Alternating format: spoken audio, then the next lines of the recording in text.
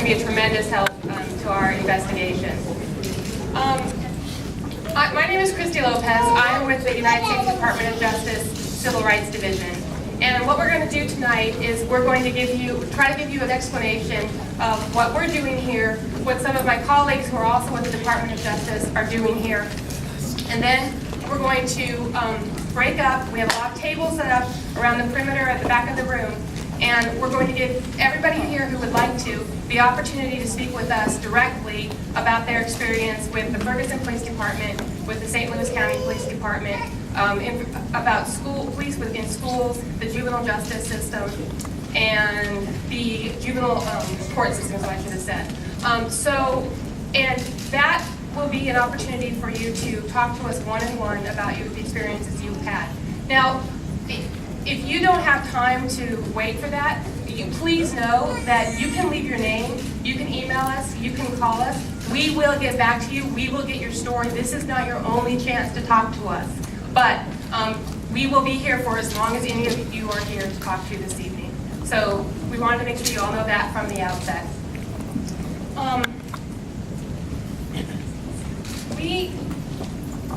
The Civil Rights Division has a statute that we call 1 for 1 for 1. And this statute came about precisely because we understood the limitations of criminal prosecutions. When an event happens, like with Michael Brown or another police event, there's only so much that the criminal justice system can do for that one incident. Particularly in the federal system, the standards are very high. It's very difficult to prosecute an officer under a federal statute. So, for example, I'm not speaking about any particular shooting, including the Michael Brown shooting, but in general, there can be an officer who can violate a lot of policies. There can be an officer who is terribly trained. There can be an officer who violated state law, but they did not violate the very narrow parameters of a federal civil rights statute. And that was very frustrating to a lot of people. And the other thing that was very frustrating was that it doesn't do anything, those prosecutions don't do anything to prevent problems from recurring in the future.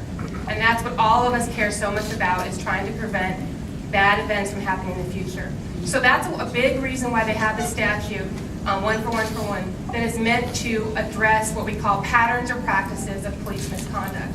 What we do, and we've done this all over the country in departments large and small, we try to conduct investigations to determine whether there's not just one incident, it's not just one officer, but there's a problem throughout the entire department. And that problem is violating people's constitutional rights on a regular basis. It might be force, it might be the way they're stopping people, searching people, it can be all sorts of different things. But we go in and we try to figure out, is this happening? Is it a pattern? Is it violating the Constitution? And most importantly, how can we fix it? How can we make it stop? So that's why we're here in Ferguson. We've opened up a pattern or practice investigation, and we're here to conduct our investigation. And we conduct our investigation through a number of means. We go to the police department, we talk with police officers, we talk with city officials, we look at a lot of documents, we look at use of force reports, we look at arrest reports. But one of the things we do that is so critical and so important is we talk to people who live in the community, who have had experience with the police departments we're investigating, and we find out what have your experiences been. Because as you all know, policy can say one thing, what is written down on a piece of paper can say one thing, the description of the incident can say one thing, but we need to hear from you, what happened? What's your perspective? What did you experience? And we take all that information back, and we figure out what's going on here, and then we write up what we found in a public report. And that public report tries to account for everything that we heard, what we found, and it tries to set out, if we find problems, a set of remedies. How are we going to fix this? And we make that public so that everybody knows what we found and what we think it's going to take to fix it. And then what we'll try to do is we'll try to negotiate with that jurisdiction and say, hey, you've got a problem here, here's what we think it's going to take to fix it. Will you agree to these things? And we found that usually, in order to make those things actually work, to actually change police practices and to ensure that police respect people consistently and to ensure that people's rights are respected, to ensure that officers are held accountable, we have found that it's often necessary to have what we call a consent decree or a similar name. It's a document that's entered in court, and a judge has the right to hold people in contempt if they don't do what they agreed to do in that agreement. And that agreement can cover all manner of things, from more training for officers, better hiring practices for officers, better accountability for officers, better investigations, any number of things depending on what we found in that particular jurisdiction. So in this case, in the city of Ferguson. So that's what we're here doing tonight. This is all part of that process. This is the beginning of the conversation we're going to have with you. We're going to be meeting with you throughout. We've been listening to you throughout. And when we're done with the investigation and we have our findings letter, we'll come back to talk to you more about what we would think should be improved in the future. And that might be a consent decree, might be something else that we're recommending. So part of what we've noticed already is we've been out there listening. We've been on the ground probably almost every day for the past 3 weeks, at least some of us have been here. And one of the things that was important for us to do during this investigation was to make sure that we started making changes as soon as possible.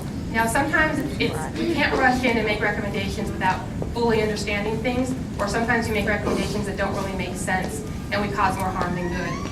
So we do want to have a really good understanding of things before you make a broad set of recommendations. But sometimes things are just so obvious that we feel like we can recommend the change right away. And one of the things that we heard from probably many of you at that first city council meeting a couple of weeks ago, a lot of people got up to the microphone and they said, hey, officers are not wearing nameplates. They're out there, they don't have a badge on. We heard that, and we thought, hey, and then we had people in the room, and they looked around, they looked at some of the officers, and hey, they're not wearing nameplates. Well, that's something we're pretty sure we can say right now. That's a problem, we need to fix that. So we wrote a letter to the chief, we delivered it to him yesterday. We said, you have a policy, it says officers need to wear nameplates. You need to make sure that you're following this policy. Not only even when situations are tense and tensions are running high, but especially when tensions are running high. People in a democracy, people need to know who their police are. It sends the wrong message. It makes it harder for people to hold officers who do commit misconduct. And of course, I'm not talking about most or all or most of them, but when they do, you need to be able to know who they are. And so that's what we said, was we knew that was something we didn't need to wait until the end of our investigation to get that letter out. So we made that recommendation, and we will be making sure that recommendation is immediately, and the chief has assured us that recommendation will be immediately implemented. So we'll be looking at that. If you see that it's not, please let us know. We'll be doing that throughout the course of our investigation. Where we see things like that can be easily remedied, quickly remedied, we will act right then. We will not wait till the end of our investigation, because we know that our investigation can take months to complete, and that people don't need to wait that long when there are changes that can be made right now. The other thing I just wanted to note quickly before I let other people up here talk about their particular roles is that we understand that what happened in Ferguson does not reflect only people's experiences in Ferguson. We understand that there are other municipalities in this county that people have had problems with. We've heard a lot from a lot of different people about other police departments, other municipal courts. We understand that that's a real problem for people. And what we are trying to conduct this investigation and to formulate our findings in a way that will send a message not only to the Ferguson Police Department, but to the other departments in St. Louis County, that if you're doing these same things, be on notice. Because if we find problems in Ferguson and you're doing that same thing, well, it's not just about Ferguson. So we want to, there's a lot of advocacy groups we've been talking to, and each one of you in this room has the potential to be a real advocate for change. We want this, whatever findings we can come out with, to be a roadmap for you. And, something that you can take to whatever department that you might have experience with and say, hey, I recognize this practice. This happens here too, and D.O.J said it's a problem. So that's what we find, and again, we're still in the midst of developing our findings, but if we find those problems, we want you to know that we're going to present them a way that people will be able to go back to other departments that are doing the same things and talk to them about this is a real problem here too. And also, of course, we have jurisdictions to open up new investigations, and that's definitely not anything we've ruled out. So if we have limited resources, It's just not possible for us to investigate all of the 20,000 police departments, even if they needed it, and they don't. But we don't have the resources to investigate all departments that do need to be investigated. But we do have the option of opening up additional investigations if we find problems there. So